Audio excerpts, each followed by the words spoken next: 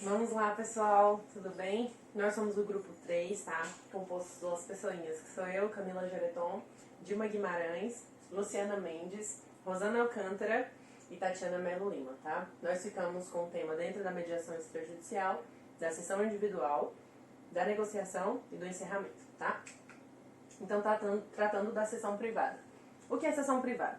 A sessão privada é uma reunião privada ou individual que é realizada pelo mediador com cada uma das partes, né? Sempre tendo essa observância, se fez com uma parte, tem que fazer com outra. Obrigatoriedade disso, não dá para fazer só com uma das partes. Isso geraria aí, talvez uma ideia de imparcialidade, tá? Doutrinariamente falando, ela é conhecida como caucus. Então, sempre que vocês virem essa expressão, saber relacionar que está tratando sobre uma sessão privada, tá bom? Quando que pode ser usada essa sessão privada? A sessão privada, assim, é importante dizer que é algo fluido, né? Tem mediadores, inclusive, que gostam de trabalhar só com sessões privadas, outros que não utilizam sessão privada, outros que utilizam no começo, no meio, no final. Depende muito do estilo de cada mediador, né? Isso vai do feeling também. Mas, via de regra, a gente observa o uso dela no meio do procedimento, ou principalmente quando, na verdade, está relacionado a algum motivo. O principal é quando a animosidade está muito aflorada, quando as partes estão ali, você perdeu o controle daquele diálogo e as partes estão aí no tom de ofensa, de muitas emoções, e você precisa equilibrar isso, relembrar das partes algumas das regras, enfim. Você pode chamar isso para uma sessão privada. A gente também identifica outras situações que é quando alguma parte está reprimida, mais desconfortável, mais calada, não está trazendo tantas informações que você precisa para poder gerar aquele diálogo. Então é uma outra hipótese que pode ser utilizada a sessão privada, tá? Como aplicar essa sessão privada? Há uma regrinha antes aqui de como aplicar. É importante a gente lembrar que essa sessão privada ela pode ser realizada com o comediador também, né? Tem a discussão de como que seria isso, o comediador também vai para a sessão privada, ele não vai, qual que é a sensação que gera para as partes. No estudo que a gente fez, a gente verificou que a melhor indicação é que o comediador participe também da sessão privada para não gerar nenhuma ideia de imparcialidade para as partes, tá? De tendenciamento. Tá. Vamos ao como aplicar. Esse como aplicar, é importante a gente resgatar aquelas regrinhas que a gente falou na sessão de abertura, que algum grupo já deve ter falado sobre isso, né?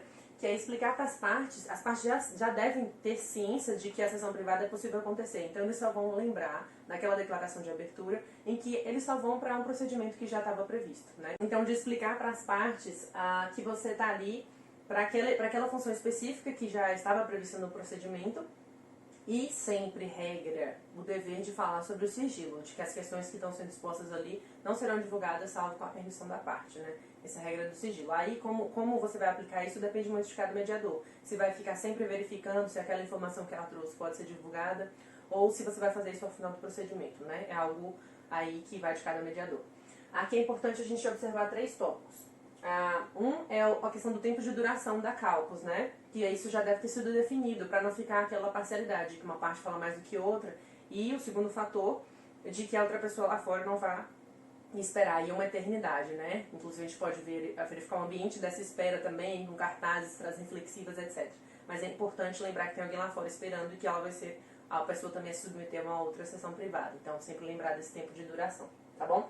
E sempre lembrar ao mediador que esse momento não é um momento da parte sentir que você está se aproximando, que você, né, não confunde ele como se fosse o consultor, o advogado.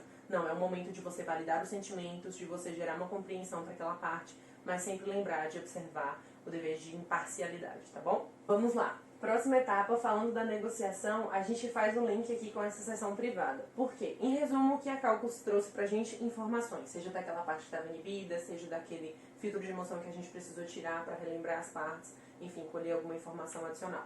Então, nesse momento aqui, aí o que a gente trabalhou também, falando que a sessão privada depende muito do estilo de cada mediador.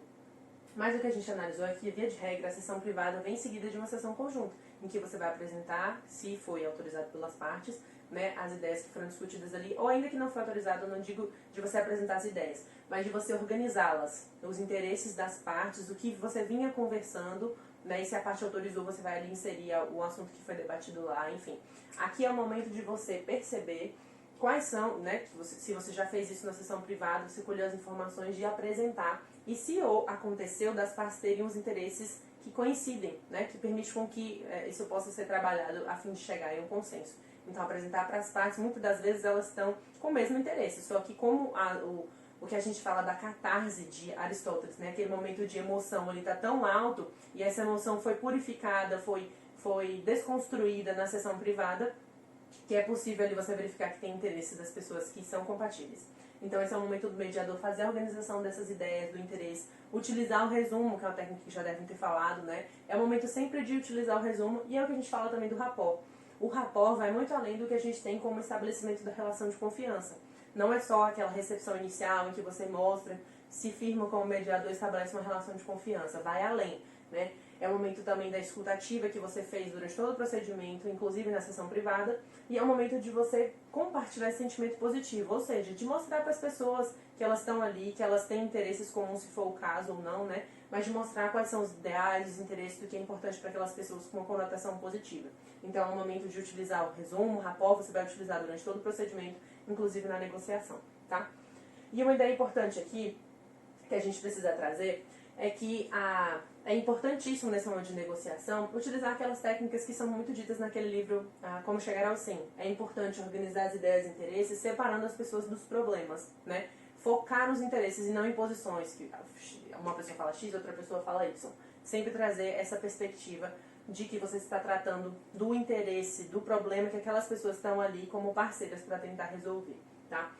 É importante a gente ter também a perspectiva dessa construção ou não do acordo, que seria isso. Lembrar sempre que a função principal da mediação não é chegar ao estabelecimento de um acordo.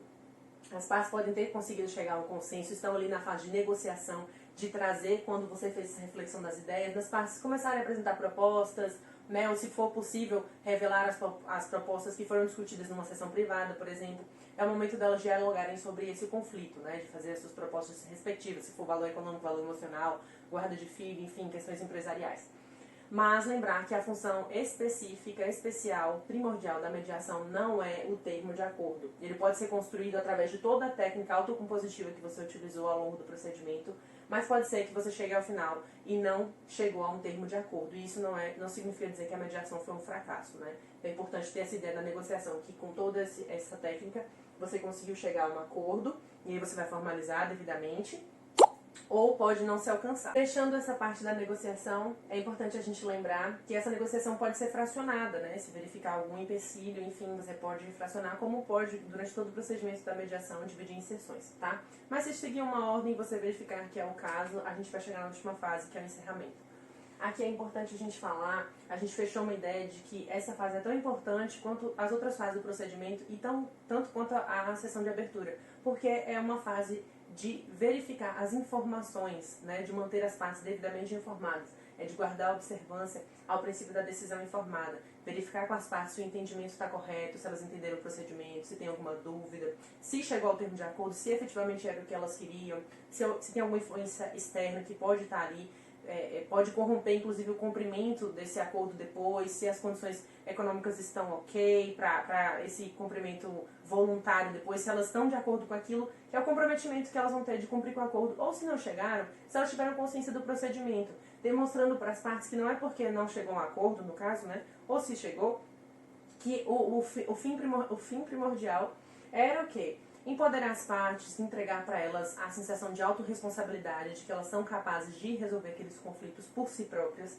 né? A ideia da comunicação, de restabelecer esse diálogo entre as partes envolvidas, o bom relacionamento que elas tiveram depois de fazer esse filtro, né?